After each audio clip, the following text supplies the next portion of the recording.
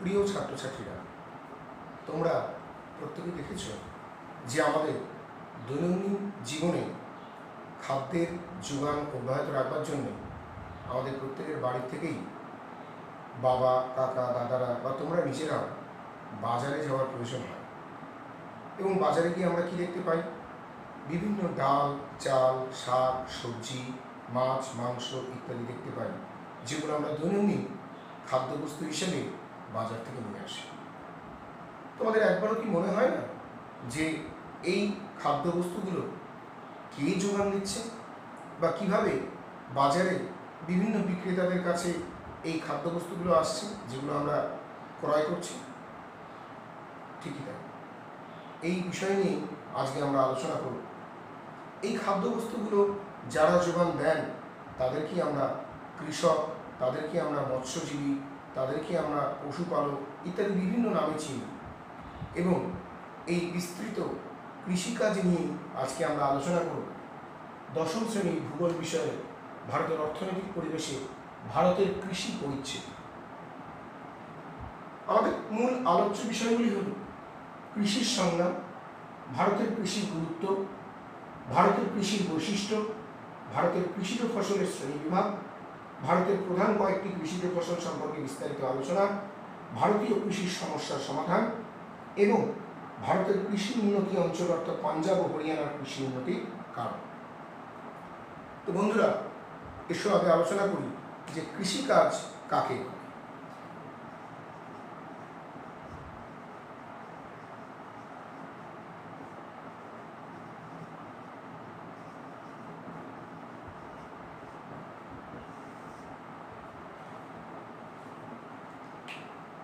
আমরা সাধারণত কি শহর, কি প্রান্তিক শহর কিংবা গ্রাম বাংলায় লক্ষ্য করলে দেখব যে চাষি ভাইয়েরা কাঁধে লাঙল নিয়ে, দুটো গরু নিয়ে মাঠে কৃষিকার্যের সঙ্গে যুক্ত হচ্ছেন।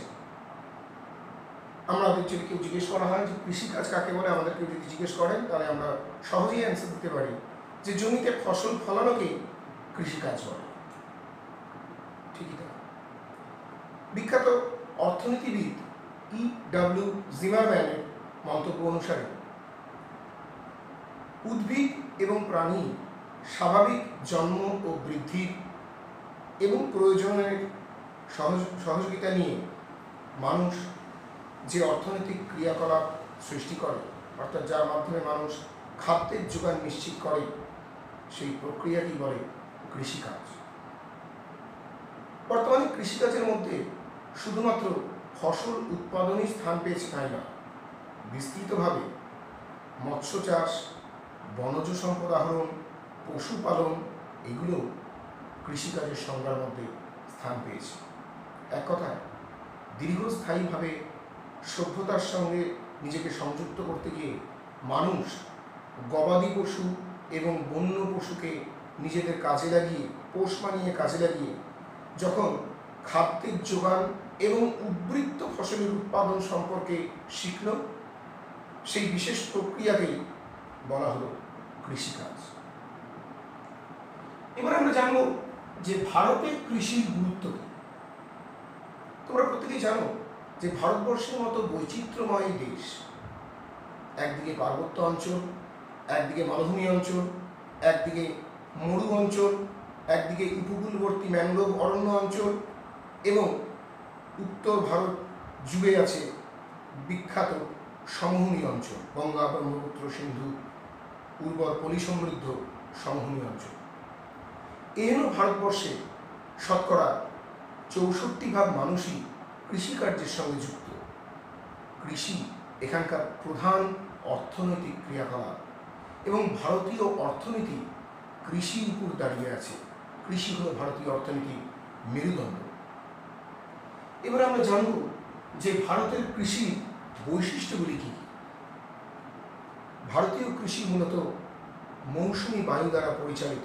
এছাড়াও অন্যান্য গুরুত্বপূর্ণ বৈশিষ্ট্যগুলি রয়েছে, সেগুলো আমরা বিভিন্ন স্লাইডের মাধ্যমে দেখে নেব। চল, ভারতের কৃষির বৈশিষ্ট্যগুলির মধ্যে প্রথমেই যে বিষয়টি আলোচিত হয় সেটি হলো তার জীবিকা সত্তাভিত্তিক কৃষি চরিত্র।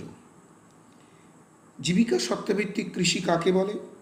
না, যে কৃষি ব্যবস্থায় কৃষকেরা কেবলমাত্র নিজেদের প্রয়োজন, নিজেদের সাংসারিক প্রয়োজন মেটানোর জন্য ফসল উৎপাদন করে এবং বাইরের বা বিদেশের বাজারে বিক্রি করার মতো উদ্বৃত্ত ফসল তাদের থাকে না, তাকে বলে জীবিকা সত্তাভিত্তিক কৃষি।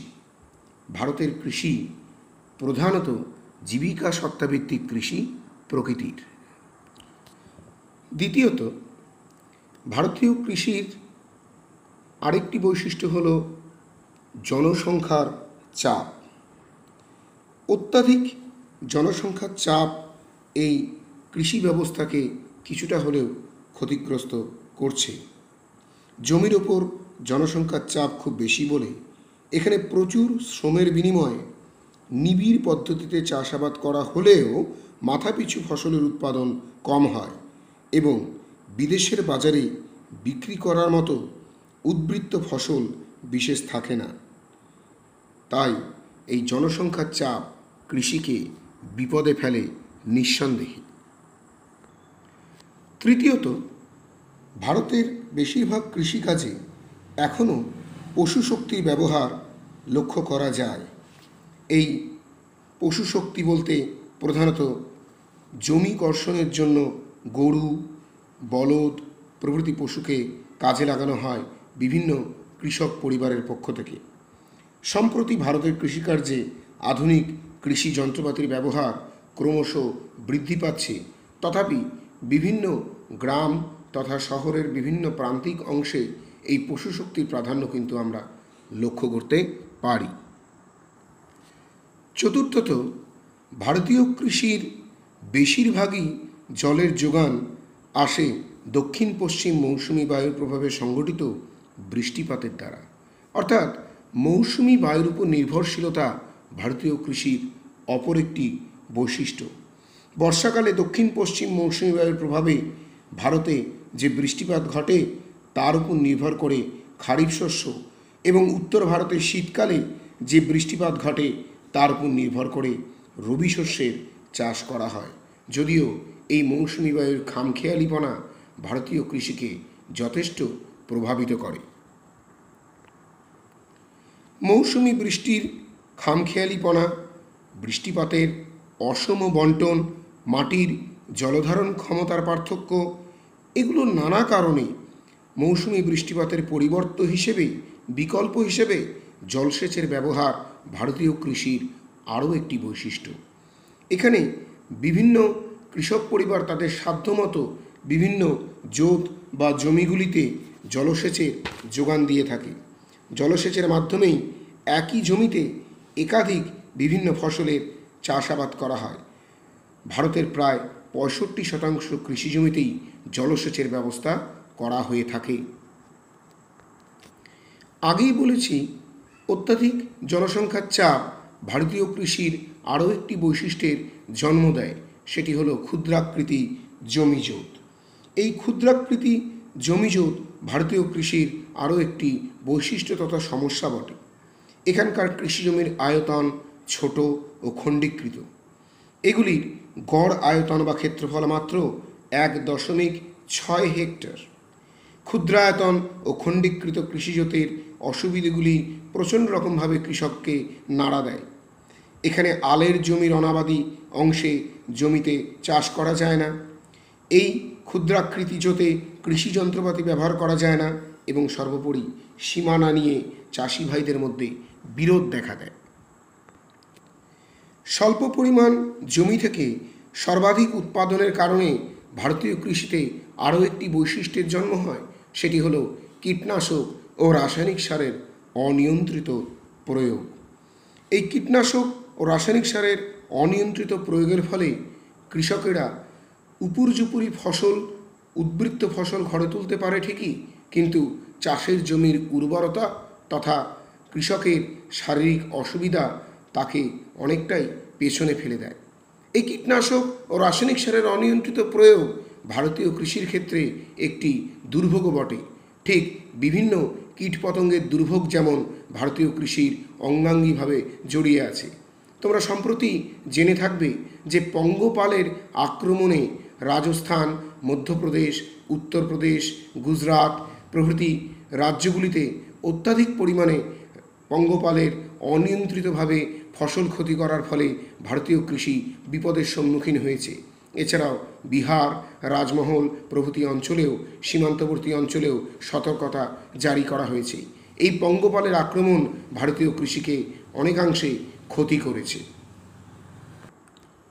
অপর একটি বৈশিষ্ট্য হল খাদ্যশস্যের প্রাধান্য। ভারতবর্ষের মতো কৃষিপ্রধান দেশে খাদ্যশস্য প্রধানত দানাশস্য, ডাল জাতীয় শস্য, তৈলবীজ প্রভৃতির উপরেই কিন্তু বেশি মাত্রায় জোর দেওয়া হয়। ভারতের কৃষি জমির শতকরা প্রায় 72.30% জমিতেই খাদ্যশস্য চাষ করা হয়, যার ফলে এর প্রাধান্য বেশি হয়ে থাকে। যে গবাদি পশুর উপর নির্ভর করে ভারতীয় কৃষি ব্যবস্থার ভিত মজবুত হয়, সেই গবাদি পশু তথা পশু খাদ্যের অভাব ভারতীয় কৃষির অপর আরেকটি বৈশিষ্ট্য। এখানে দেখা যায় যে ভারতে পশু খাদ্যের চাষ কম করা হয়, কিন্তু খাদ্যশস্যের উচ্ছিষ্ট পশু খাদ্য হিসেবে পশুকে দেওয়া হয়। সর্বোপরি ভারতীয় কৃষিতে বহু শস্যের উৎপাদন ভারতীয় কৃষির বৈশিষ্ট্যকে আরও একটি মাত্রা দিয়েছে। ভারতীয় কৃষিতে বহু ধরনের শস্যের চাষ করা হয়। সুবিশাল ভারতের বিভিন্ন স্থানে জলবায়ু, মাটি, বিভিন্ন কৃষিজ ফসলের প্রয়োজনীয়তা ও খাদ্যাভ্যাসের বৈচিত্র্যের কারণে ফসল উৎপাদনেও বৈচিত্র্য দেখা যায়। ভারতীয় কৃষির বৈশিষ্ট্য আলোচনা করবার পর এবার আমরা দেখে নেব যে ভারতের কৃষিজ ফসলের শ্রেণীবিভাগ, অর্থাৎ কৃষিজ ফসলকে প্রধানত আমরা কয়টি ভাগে বা কি কি ভিত্তিতে ভাগ করতে পারি। প্রথমেই ভারতীয় কৃষি ফসল শ্রেণীবিভাগকে আমরা ঋতু অনুসারে ভাগ করতে পারি।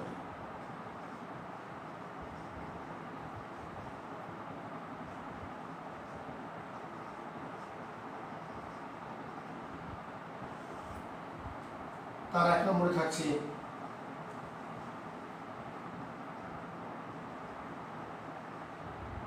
খারিফ শস্য। কাকে বলে খারিফ শস্য? অর্থাৎ মৌসুমী বায়ুর আগমনকাল, দক্ষিণ পশ্চিম মৌসুমী বায়ুর আগমনকাল তথা বর্ষাকালের প্রারম্ভে যে ফসলের চাষ করা হয় তাকে বলা হয় খারিফ শস্য।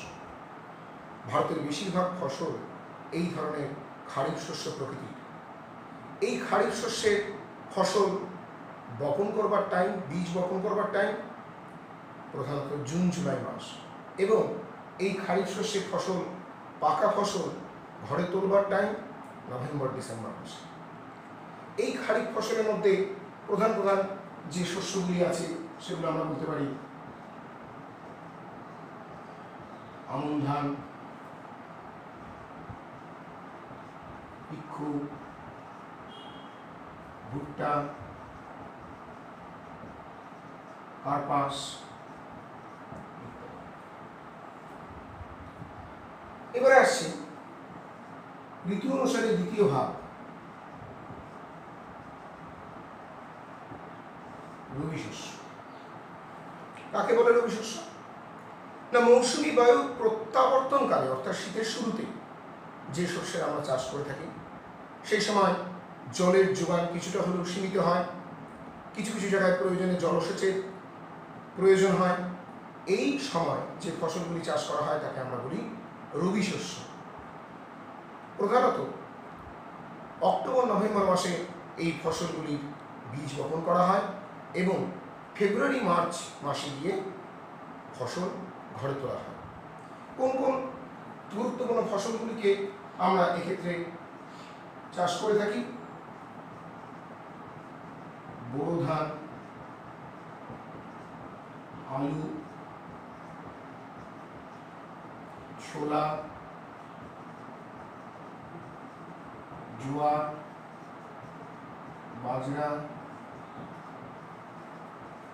তৈলবীজ ইত্যাদি। এবারে ঋতু অনুসারে তৃতীয় ভাগ আসছে জায়িদ শস্য। প্রধানত গ্রীষ্ম ঋতুতেই এই শস্যের চাষ করা হয়ে থাকে। এই শস্যে বপন করবার সময় ফেব্রুয়ারি মার্চ মাস, বীজ বপন করবার সময় ফেব্রুয়ারি মার্চ মাস, এবং এপ্রিল মে মাসে এই শস্যকে আমরা ঘরে তুলতে পারি। পেকে যাওয়ার পরে এই শস্যকে ঘরে তুলতে পারি। কোন কোন গুরুত্বপূর্ণ শস্য এখানে চাষ হয়?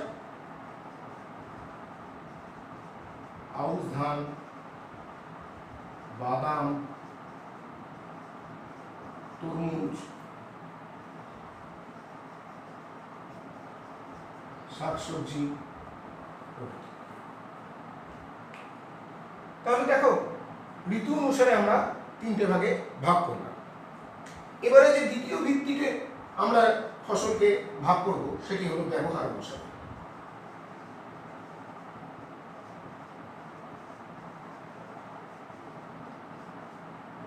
ব্যবহার অনুসারে প্রধানত চারটি ভাগে আমরা ভাগ করতে পারি।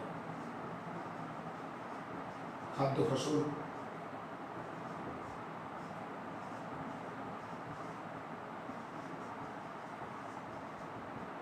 তন্তু জাতীয় ফসল,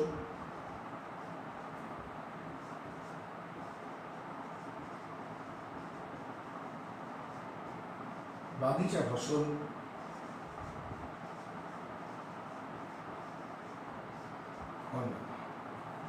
প্রথমে আসি খাদ্য ফসল। কাকে বলে খাদ্য ফসল? না, প্রধানত কৃষক খাদ্যের যোগান অব্যাহত রাখবার জন্য যে ফসলের চাষ করে থাকেন, অর্থাৎ খাবারের যোগান সঠিকভাবে দেওয়ার জন্য সেই ফসলকে আমরা বলি খাদ্য ফসল। ভারতবর্ষে বেশিরভাগ ক্ষেত্রে এই খাদ্য ফসলে কিন্তু চাষাবাদ করা হয় এবং বর্ষার জল এক্ষেত্রে খুব গুরুত্বপূর্ণ। এই খাদ্য ফসলের মধ্যে কি কি স্থান পাচ্ছে? ধান, গম, মিলেটস ইত্যাদি। তন্তু জাতীয় ফসল, যে সকল ফসল থেকে তন্তু বাঁশ সংগ্রহ করে তা দিয়ে সুতো তৈরি করা যায় এবং প্রধানত বাণিজ্যিকভাবে অর্থকরী ফসল হিসেবে এই শস্যের চাষগুলি হয়। বিস্তৃত জমিতে এই ফসলের চাষ করা হয়। এই ধরনের ফসলকে আমরা বলি তন্তু জাতীয় ফসল। যেমন আমরা বলতে পারি পাট, কার্পাস, শন, মেস্তা। বাগিচা ফসল, রপ্তানিযোগ্য বিস্তৃত বাগিচা নির্ভরশীল এই ফসলগুলিকে বলা হয় বাগিচা ফসল। বড় বড় বাগিচা তৈরি করে এই ফসলের চাষ করা হয়ে থাকে। কৃষক মূলত নিজেদের আভ্যন্তরীণ দেশীয় মুদ্রা তথা বৈদেশিক মুদ্রা আহরণের জন্য কিন্তু এই বাগিচা ফসল তারা চাষাবাদ করে থাকেন। এর মধ্যে স্থান পাবে ইক্ষু, চা, কফি, রবার ইত্যাদি। রবি শস্যের মধ্যে আমরা আরো একটি বিষয় দেখতে পারি, গম, একটি উল্লেখযোগ্য রবি শস্য। এবার আছে ব্যবহার অনুসারে অন্যান্যর মধ্যে, একে আমরা বিভিন্ন আলাদা আলাদা ভাগে আমরা জেনে থাকি বা আলোচনা করতে পারি। যেমন ধরো, কৃষক যদি কোনো স্থানে শুধু ফুলের চাষ করেন তখন তাকে আমরা বলতে পারি ফ্লোরিকালচার। শুধু কোনো স্থানে যদি ফলের বাগিচা বা ফলের চাষাবাদ করে থাকে তাহলে তাকে আমরা বলতে পারি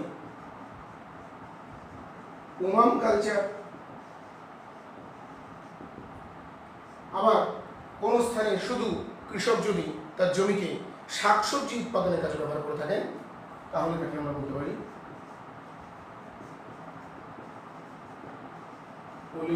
কালচার। তাহলে এইভাবে আমরা দুটো ভিত্তি আমরা জানলাম, ঋতু অনুসারে শ্রেণীবিভাগ এবং ব্যবহার অনুসারে শ্রেণীবিভাগ। এবং লক্ষ্য করে দেখো, এই দুটো ভিত্তির মধ্যে দুটোর মধ্যে কিছু না কিছু কমন কিন্তু আমরা পাচ্ছি। যেমন যে ধান খারিফ শস্য, সেই ধান কিন্তু আবার আমাদের খাদ্য ফসল। যে গম আমাদের খাদ্য ফসল, সেই গম কিন্তু আমাদের রবি শস্য। এইভাবে আমরা কিন্তু ভারতের কৃষিজ ফসলের শ্রেণীবিভাগ আলোচনা করতে পারি। এবারে আমরা ভারতের প্রধান কয়েকটি কৃষিজ ফসল সম্পর্কে বিস্তারিত আলোচনা করব। প্রথমেই আলোচনা করব ধান সম্পর্কে।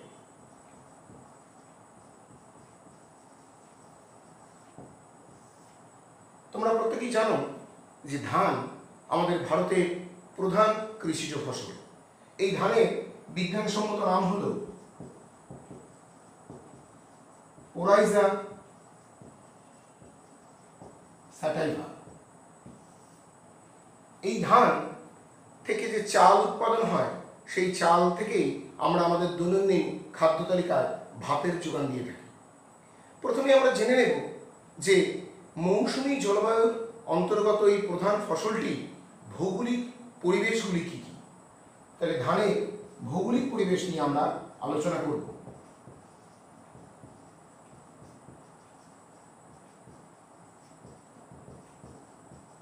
ভৌগোলিক পরিবেশকে প্রধানত দুটি ভাগে ভাগ করা যায়। প্রথমটি হল প্রাকৃতিক পরিবেশ এবং দ্বিতীয়টি হল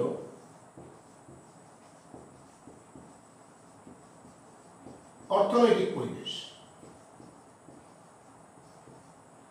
প্রাকৃতিক পরিবেশের মধ্যে প্রথমে যে বিষয়টি আসছে সেটি হল জলবায়ু।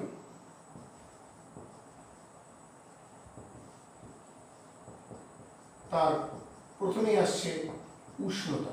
আমি আগেই বলেছি যে ধান হলো ক্রান্তীয় মৌসুমী জলবায়ু অঞ্চলের ফসল, তাই একে মৌসুমী ফসলও বলা হয়ে থাকে। এই ধান উৎপাদন করতে যে উষ্ণতার প্রয়োজন হয় তা গড়ে 17 ডিগ্রি থেকে 25 ডিগ্রি সেলসিয়াস। ধানের প্রথম অবস্থায় অর্থাৎ বীজ তলা থেকে ধান চারাগাছ উৎপাদন করা পর্যন্ত তাপমাত্রা গড়ে 20 ডিগ্রি সেলসিয়াসের প্রয়োজন হয়, কিন্তু ফসল পাকবার সময় 25 থেকে 28 ডিগ্রি সেলসিয়াস তাপমাত্রা ধানের ক্ষেত্রে অত্যন্ত প্রয়োজন, না হলে ফসল পাকে না। এবারে আমরা দেখব যে এই ধানের জন্য কি পরিমাণ বৃষ্টিপাতের প্রয়োজন হয়। ধানকে বলা হয় তৃষ্ণার্ত ফসল, কারণ এই ধানের উৎপাদন করতে গিয়ে কৃষকদের প্রচুর জলের যোগান দিতে হয় এবং প্রধানত বৃষ্টির জলটি এই ধান উৎপাদনের ক্ষেত্রে উল্লেখযোগ্য অপরিহার্য উপাদান হয়ে দাঁড়ায়।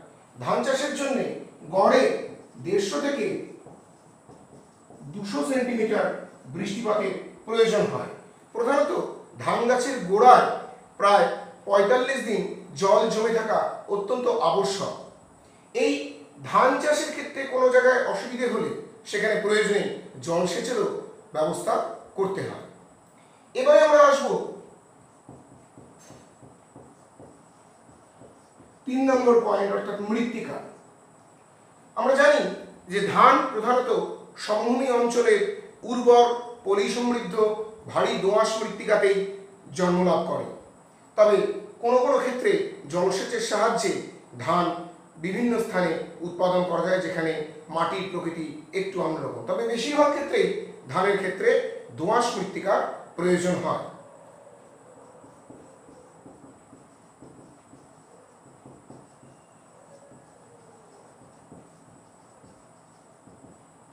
এবারে 4 নম্বর প্রাকৃতিক বিষয় হলো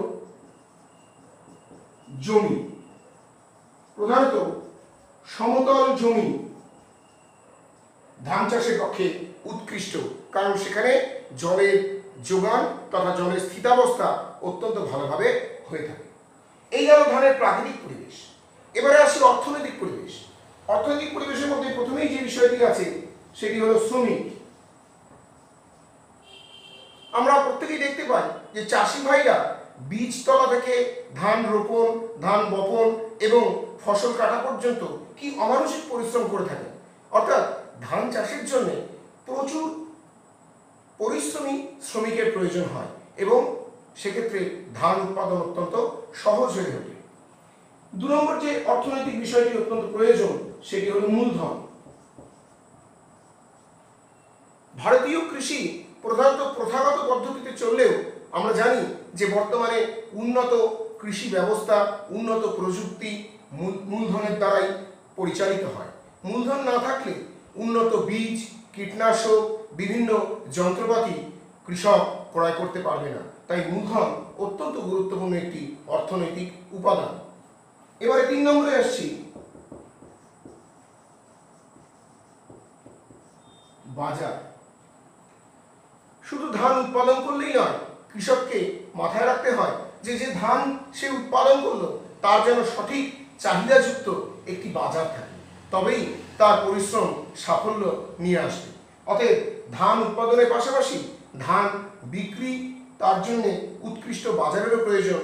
আমরা জানি যে পশ্চিমবঙ্গের বিভিন্ন স্থানে বিভিন্ন কিষাণ মান্ডিগুলিতে খুব সহজে ধান ক্রয় বিক্রয়ের ব্যবস্থা করা যায়। তো এইভাবে আমরা ধানের ভৌগোলিক পরিবেশ সম্পর্কে জানলাম।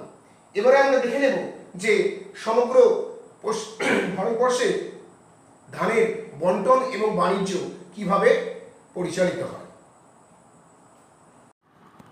এবারে আমরা একটি চিত্রের মাধ্যমে ভারতের ধান উৎপাদন সম্পর্কে জেনে নেব। ভারত ধান উৎপাদনে পৃথিবীতে দ্বিতীয় স্থান অধিকার করে চীনের পরেই। 2015-2016 খ্রিস্টাব্দে ভারতের ধান উৎপাদনের পরিমাণ ছিল 114.540 লক্ষ টন। এই সূত্রটি department of food and public distribution, government of ইন্ডিয়ার সূত্র অনুসারে তোমাদেরকে জানানো হলো। ভারতে ধান উৎপাদনে পশ্চিমবঙ্গ প্রথম স্থান অধিকার করে 2015 এবং 2016 উৎপাদন অনুসারে। পশ্চিমবঙ্গে ধান উৎপাদনের পরিমাণ ছিল 15.30 লক্ষ টন। এখানকার বর্ধমান সবচেয়ে বেশি ধান উৎপাদক অঞ্চল, তাই বর্ধমানকে ধানের গোলা বা ধানের ভাণ্ডার বলা হয়।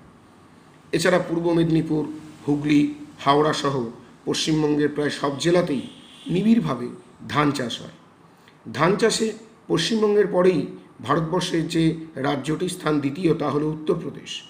এখানকার ধান উৎপাদনের পরিমাণ 14.60 লক্ষ টন। এখানকার বারাণসী, বান্দা, মেরি, গোরক্ষপুর, আজিমগড় জেলাতেও প্রচুর পরিমাণ ধান উৎপাদিত হয়। তৃতীয় স্থান অধিকার করে রয়েছে তেলেঙ্গানা সহ অন্ধ্রপ্রদেশ। এখানকার ধান উৎপাদনের পরিমাণ প্রায় 13 লক্ষ টন। এখানকার ফিরোজপুর, লুধিয়ানা, অমৃতসর জেলা প্রভৃতি স্থানে ধান উৎপাদন হয়। এছাড়া অন্যান্য রাজ্যের মধ্যে অন্ধ্রপ্রদেশের গোদাবরী অববাহিকা, তামিলনাড়ু, অসম, বিহার, উড়িষ্যা এবং কেরালাতেও প্রচুর পরিমাণ ধান উৎপাদন হয়ে থাকে। তোমরা চিত্রে দেখতে পাচ্ছ যে অধিক ধান উৎপাদনের অংশ এবং স্বল্প ধান উৎপাদনের অংশ দুটি ভিন্নধর্মী শেড বা দুটি ভিন্নধর্মী শেডের সাহায্যে দেখানো হয়েছে। তোমরা দেখে বুঝতে পারছো যে কোন কোন জায়গাগুলিতে ধানের উৎপাদন অত্যন্ত বেশি এবং মাঝারি বা অল্প প্রকৃতির ধান উৎপাদন কোন কোন স্থানে হচ্ছে। তো এইভাবে আমরা ধানের উৎপাদন বা বন্টনের প্রকারভেদ সম্পর্কে জানলাম। এর পাশাপাশি তোমাদের জেনে রাখতে হবে যে ভারত ধানের বাণিজ্য কিভাবে করে। সবুজ বিপ্লবের পরবর্তীকালে ভারত চাল রপ্তানি শুরু করে। অতি উচ্চমানের বাসমতি, দেরাদুন রাইস আমেরিকা যুক্তরাষ্ট্র ও ইউরোপের দেশগুলিতে এগুলি রপ্তানি হয়। 2015-16 অর্থবর্ষে ভারত 22.25 লক্ষ টন চাল বিদেশে রপ্তানি করেছে। এই ধানের গবেষণাগার সম্পর্কে আমরা একটু জেনে নেব। ভারতে ধানের গবেষণাগারটি অবস্থান করছে উড়িষ্যার কটকে। আমাদের পশ্চিমবঙ্গের ক্ষেত্রে এই ধান গবেষণাগার কেন্দ্রটি রয়েছে হুগলি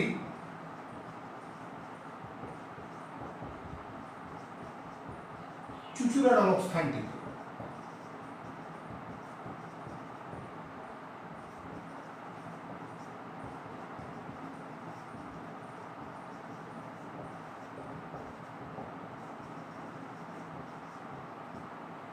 আর গোটা পৃথিবীব্যাপী ধানের গবেষণাগারটি আছে ফিলিপাইন্সের ম্যানিলা নামক স্থানটিতে।